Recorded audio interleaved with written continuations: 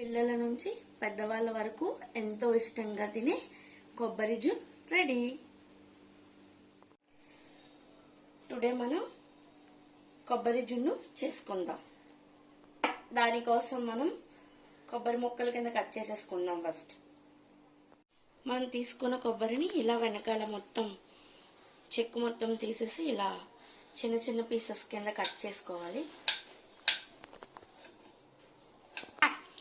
ఇలా కట్ చేసుకున్న ముక్కలన్నీ కూడా మనం ఇప్పుడు ఒక బౌల్ నిండా మెజర్ చేసుకుని మిక్సీ పట్టుకోవాలి.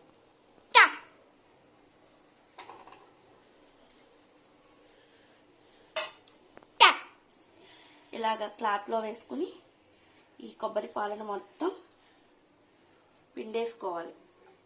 పిండేసుకున్న ఈ కొబ్బరి దాన్ని మళ్ళీ మిక్సీలో వేసుకుని ఇంకొకసారి ఆడుకోవాలి. ఇలా మనం 2 సార్లు మిక్సీ పట్టుకొని తీసుకుని కొబ్బరి పాలను ఒకసారి ఇంకొకసారి వడకట్టేసుకుందాం.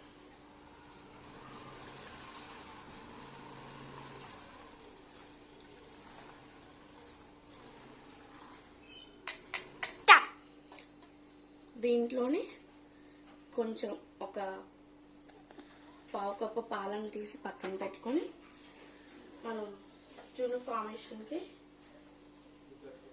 3 కప్పుల కార్న్ఫ్లోర్ని వేసుకొని ఉండలు లేకుండా బాగా కలుపుకోవాలి. మనం ఏ కప్పుతో అయితే కొబ్బరి తీసుకున్నామో 1/2 కప్ పంచదార తీసుకుని ఈ కొబ్బరి పాలలో వేసుకుని బాగా కలిపేసుకుందాం. పంచదార కరిగిన తర్వాత మనం కార్న్ఫ్లోర్ కలిపి పెట్టుకున్న 1/2 కప్ పాలు కూడా వేసేసుకుని కలిపేసుకుందాం.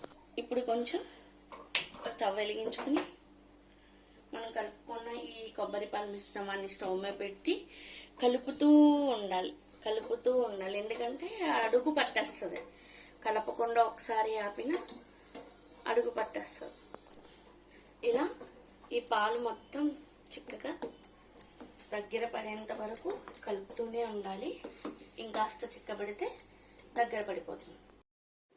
ఇలా బాగా దగ్గర పడిన తర్వాత స్టవ్ ఆపేసుకుని దీనిని ఒక బౌల్లోకి వేసుకుందాం. ఇది దీంట్లోకి ఇలా ట్రాన్స్ఫర్ చేసుకున్న తర్వాత ఇది బాగా చల్లారిన తర్వాత ఒక 2 గంటల సేపు ఫ్రిడ్జ్లో పెట్టుకుందాం.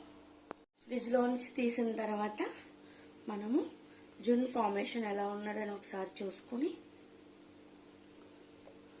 ఇప్పుడు వేరే ప్లేట్లోకి ట్రాన్స్ఫర్ చేసుకుందాం.